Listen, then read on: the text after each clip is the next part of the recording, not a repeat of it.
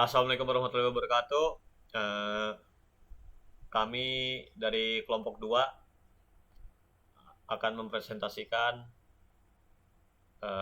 PPT Business Intelligence. Jadi untuk anggotanya ada saya sendiri, Muhammad Rian, dengan NIM 06 dan juga Deska dengan NIM 03. Table of content. Jadi di sini poin-poin yang akan kami bahas. Pertama ada sumber data dan kualitas data. Ini pengelolaan data atau data warehousing, proses ETL, extract, transform, load, OLAP, dan yang terakhir ada data mining. Sumber data. Jadi data source yaitu sumber data yang akan digunakan untuk membuat data warehouse. Sumber data biasanya didapat dari database, SQL Server, Oracle, MySQL, dan juga dalam format file seperti XLSX, CSV, XML, dan JSON. Sumber data ini bisa beragam, internal maupun eksternal, dan personal yang terbagi menjadi beberapa kategori. Jadi untuk kategori pertama ada data internal, seperti sistem transaksi, data customer relationship management atau CRM. Terus ada data enterprise resource planning atau ERP dan lain-lain. Kedua ada data eksternal, data pasar, data ekonomi, data demografi, data media sosial, dan lain-lain. Terakhir ada personal data. Berikutnya ada kualitas data. Jadi kualitas data atau data quality yaitu mengukur kondisi data menggunakan faktor-faktor seperti akurasi, validitas, konsistensi, integritas, kegunaan, dan keunikan dan kesesuaian dengan tujuan.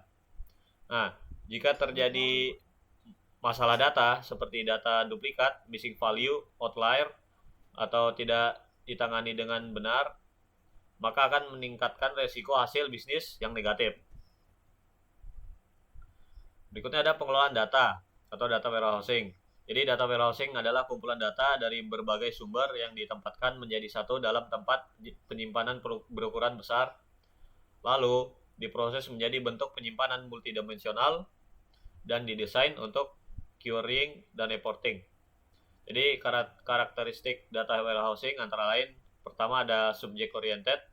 Sebuah data warehouse dikatakan berorientasi pada subjek karena data-data disusun secara rapi agar seluruh elemen yang terkait dengan objek pencarian dapat ditemukan dengan mudah. Berikutnya ada time variant. Setiap penghapusan atau penambahan data dicatat agar suatu saat dapat melihat kembali kapan data tersebut diubah. Berikutnya ada non-volatile.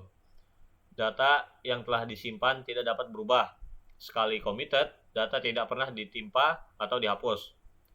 Data akan bersifat statik, hanya dapat dibaca dan simpan untuk kebutuhan pelaporan. Dan terakhir ada integrated. Data warehouse menyakup seluruh data operasional milik perusahaan yang tergabung menjadi satu. Berikutnya ada proses ETL atau extract, transform, dan load. ETL merupakan kegiatan menyiapkan data yang memiliki proses pengambilan data-data yang dibutuhkan dari berbagai sumber data. Lalu kemudian mengubah dan mengintegrasikan data serta pemuatan sumber data ke dalam data warehouse. Di dalam proses ETL, data dari berbagai sumber secara periodik akan diekstrak dan diintegrasikan ke dalam data warehouse. Tujuan ETL adalah mengumpulkan, menyaring, mengelola, dan menggabungkan data-data yang relevan dari berbagai sumber untuk disimpan ke dalam data warehouse. Jadi di bawah ini ada visualisasi bagaimana ETL bekerja.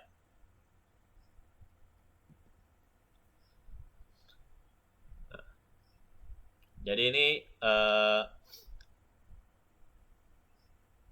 ada keterangan berkelanjutannya. Jadi pertama ada ekstrak, proses pemilihan dan pengambilan data dari satu atau lebih sumber data. Pada proses ekstrak, pertama-tama data diambil dari database operasional. Sejumlah besar volume data akan dipindahkan dari sumber legacy ke dalam data warehouse.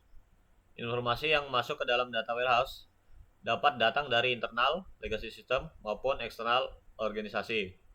Berikutnya transform. Serangkaian aturan atau fungsi untuk ekstrak data yang mana menentukan bagaimana data akan digunakan untuk analisis dan dapat melibatkan transformasi seperti pengkodean data, penggabungan data, pemisahan data, perhitungan data, dan pembuatan surrogate key. Output dari transformasi adalah data yang bersih dan konsisten dengan data yang sudah di warehouse, dan selanjutnya adalah dalam bentuk siap untuk dianalisis oleh pengguna warehouse. Terakhir ada load, tahap yang berfungsi untuk memasukkan data ke dalam target akhir, yang biasanya ke dalam data warehouse. Load adalah proses memasukkan data-data yang sudah ditransformasi ke dalam data warehouse untuk disimpan sebagai summary atau archive. Berikutnya ada OLAP atau Online Analytical Processing. Jadi OLAP adalah gabungan dari data-data yang ada, bersifat multidimensional, yang kemudian dapat ditarik sebuah informasi baru yang sebelumnya tidak dapat dibentuk karena terpisah-pisah. Teknologi OLAP memungkinkan data warehouse untuk digunakan secara efektif untuk kepentingan analisis online, menyediakan respon cepat terhadap iteratif kompleks analytical queries, multidimensional data model OLAP, dan teknik data aggregation mengatur dan menyederhanakan data dalam jumlah yang besar sehingga dapat dievaluasi secara cepat menggunakan online analytics dan graphical tools. Data mining. Data mining yaitu kegiatan meliputi pengumpulan pemakaian data historis dalam menemukan keteraturan pola atau hubungan dalam dataset berukuran besar. Output dari data mining ini bisa dipakai untuk memperbaiki pengambilan keputusan di masa depan. Itu penjelasan dari Suyanto 2017. Berikutnya dari Otto, data mining juga disebut sebagai penemuan pengetahuan, pembelajaran mesin, dan analisis prediktif. Terakhir ada Susanto, ada data mining sering juga disebut sebagai knowledge discovery in database atau KDD. KDD adalah kegiatan yang meliputi pengumpulan, pemakaian data historis untuk menemukan keteraturan, pola, atau hubungan dalam set data berukuran besar. Baiklah, mungkin berikutnya bisa dijelaskan oleh Deska. Jadi teknik data mining yang pertama adalah classification. Atau klasifikasi adalah teknik data mining yang menggunakan sekumpulan contoh yang telah diklasifikasikan sebelumnya untuk mengembangkan model yang dapat mengklasifikasikan populasi data secara luas. Proses klasifikasi data melibatkan pembelajaran dan klasifikasi. Dalam pembelajaran, data pelatihan dan analisis dengan algoritma klasifikasi. Dalam klasifikasi, data uji digunakan untuk memperkirakan keakuratan aturan klasifikasi. Adapun jenis-jenis model klasifikasi, yang pertama classification by decision tree induction. Model ini membangun pohon keputusan yang memetakan atribut data ke kelas. Yang kedua, Bayesian classification. Model ini menggunakan teorema Bayes untuk menghitung probabilitas suatu data milik kelas tertentu. Algoritma populer untuk klasifikasi Bayesian termasuk Mike Bayes dan Bayesian network. Selanjutnya, neural networks. Model ini terinspirasi oleh struktur otak manusia. Neural networks terdiri dari beberapa lapisan neuron yang terhubung satu sama lain.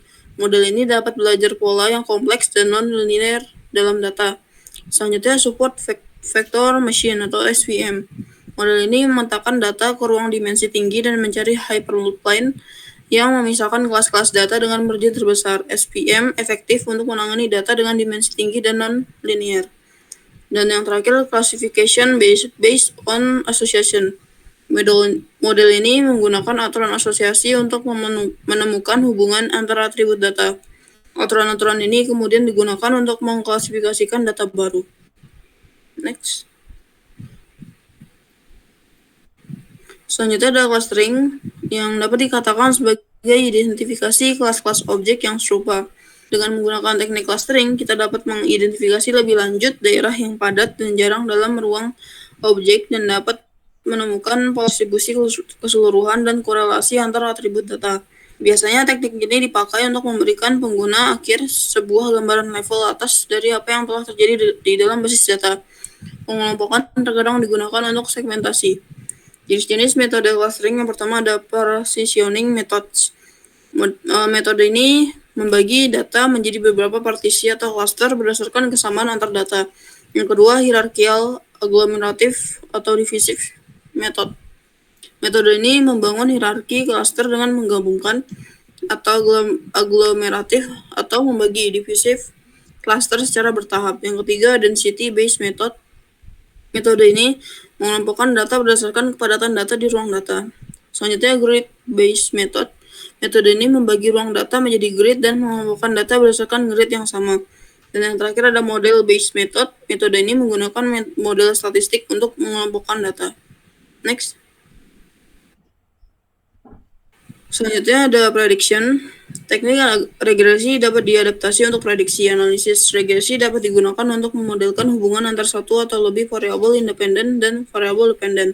Dalam data mining, variabel independen adalah atribut yang sudah diketahui dan variabel respon adalah apa yang ingin kita prediksi. Sayangnya banyak masalah di dunia nyata yang tidak bisa diprediksi begitu saja, misalnya volume penjualan, harga saham, dan tingkat kegagalan produk yang sangat sulit untuk diprediksi karena mereka mungkin bergantung pada interaksi yang kompleks dari beberapa variabel prediktor. Adapun jenis-jenis metode regresi atau prediksi, yang pertama ada regresi linear. Metode ini memodelkan hubungan linear antara variabel dependen dan satu variabel independen. Yang kedua ada regresi linear multivariat. Metode ini memodelkan hubungan linear antara variabel dependen dan dua atau lebih variabel independen. Yang ketiga ada regresi non-linear. Metode ini memodelkan hubungan non-linear antara variabel dependen dan satu atau lebih variabel independen. Dan yang terakhir ada regresi non-linear multivariat. Metode ini memodelkan hubungan non-linear antara variabel dependen dan dua atau lebih variabel independen. Next. Selanjutnya ada association rule. Asosiasi dan korelasi biasanya digunakan untuk menemukan temuan set item yang sering muncul di antara kumpulan data yang besar.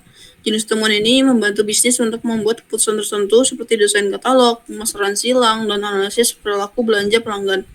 Algoritma association rule harus dapat menghasilkan aturan dengan nilai kepercayaan kurang dari 1, namun jumlah association rule yang mungkin untuk suatu dataset umumnya sangat besar dan sebagian besar aturan biasanya bernilai kecil, itu pun jika ada. Adapun jenis-jenis aturan asosiasi, yang pertama multi-level association rule, di mana model ini menemukan aturan asosiasi yang berlaku di beberapa level granularitas. Contohnya aturan asosiasi yang berlaku untuk produk pada level kategori dan level brand. Yang kedua, multidimensional association rule. Model ini menemukan aturan asosiasi dalam data multidimensional. Contohnya aturan asosiasi yang berlaku untuk produk dan customer. Dan yang terakhir ada quantitative association rule. Model ini menemukan aturan asosiasi yang melibatkan nilai numerik. Contohnya aturan asosiasi yang menghubungkan usia customer dengan produk yang dibeli. Next. Oke, yang terakhir ada neural networks atau jaringan saraf. Adalah sejumlah unit input atau output yang terhubung dan setiap koneksi memiliki bobot. Selama fase pembelajaran, jaringan belajar dengan menyesuaikan bobot agar dapat memprediksi label kelas yang benar dari tuple input. Jaringan saraf memiliki kemampuan luar biasa untuk mendapatkan makna dari data yang rumit atau tidak tepat dan dapat digunakan untuk mengekstrak pola dan deteksi tren yang terlalu rumit untuk diperhatikan oleh manusia atau teknik komputer lainnya. Jaringan saraf paling baik dalam mengidentifikasi pola atau tren dalam data dan sangat cocok untuk kebutuhan prediksi atau peramalan. Adapun jenis jaringan saraf itu ada pertama backpropagation. Model ini merupakan salah satu jenis jaringan saraf tiruan yang paling populer. Backpropagation terdiri dari beberapa lapisan neuron, di mana setiap neuron terhubung dengan neuron lainnya di lapisan sebelumnya dan selanjutnya. Contoh penerapan backpropagation yang pertama ada pengenalan gambar, pengenalan suara, penerjemah bahasa, dan peramalan harga saham. Next. Selanjutnya ada pengaplikasian data mining di dunia nyata. Yang pertama dalam dunia retail dan e-commerce. Sektor retail dan e-commerce mengumpulkan dan melacak detail pelanggan, transaksi, dan penjualan produk. Hal ini membantu mereka mengidentifikasi perilaku pembelian pelanggan, preferensi produk, dan penjualan produk musiman. Data ini bermanfaat bagi organisasi untuk meramalkan penjualan dan menyesuaikan penawaran mereka. Menggunakan data masa lalu secara efisien untuk membuat keputusan bisnis, membantu retail dan pemilik e-commerce mengurangi risiko dan meningkatkan profitabilitas. Yang kedua, dalam dunia financial analysis, di mana ada bank memiliki informasi terperinci tentang nasabah, transaksi, dan pinjaman mereka. Dengan memahami data yang sangat banyak ini, bank dapat mengklasifikasikan nasabah dan menyesuaikan layanan seperti pinjaman, batas pembayaran kartu kredit, hadiah, dan memberikan diskon untuk pembelian. Mengidentifikasi aktivitas yang tidak biasa dalam suatu transaksi dapat membantu melacak aktivitas penipuan dan pelanggaran keamanan. Yang selanjutnya adalah di dunia education atau pendidikan. Data mining digunakan dalam dunia pendidikan untuk mempelajari produktivitas dan perkembangan siswa. Hal ini membantu memahami bagaimana kinerja siswa, memprediksi nilai mereka di masa depan, mengidentifikasi peluang penempatan yang relevan, dan melacak kinerja guru. Data mining dapat membantu mendapatkan hubungan antara metodologi pengajaran dan kinerja siswa, serta mengidentifikasi bidang-bidang yang perlu ditingkatkan. Next. Selanjutnya ada dalam dunia supply chain management. Perusahaan dengan banyak gudang yang membutuhkan pengangkutan barang dan material menggunakan data mining untuk mengoptimalkan proses mereka. Hal ini membantu mereka menganalisis pola permintaan dan merencanakan pasokan yang sesuai. Perusahaan juga menggunakan data ini untuk membuat saluran distribusi mereka lebih efisien dan meningkatkan koordinasi dengan gudang dan distributor lain.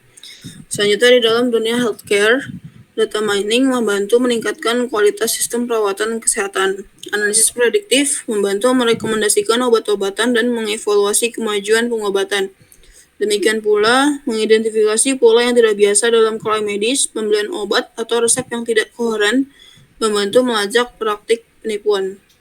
Dan yang terakhir di dalam dunia insurance, data mining membantu perusahaan asuransi memahami perilaku pembelian pelanggan dan memprediksi polis asuransi yang akan mereka beli di masa depan, mengidentifikasi pola perilaku pelanggan yang berisiko, dan mengidentifikasi perilaku curang pelanggan. Next. Berikut adalah daftar pustaka yang kami ambil. Oke, sekian, terima kasih. Sekian dari kami, Kelompok 2. Wassalamualaikum warahmatullahi wabarakatuh.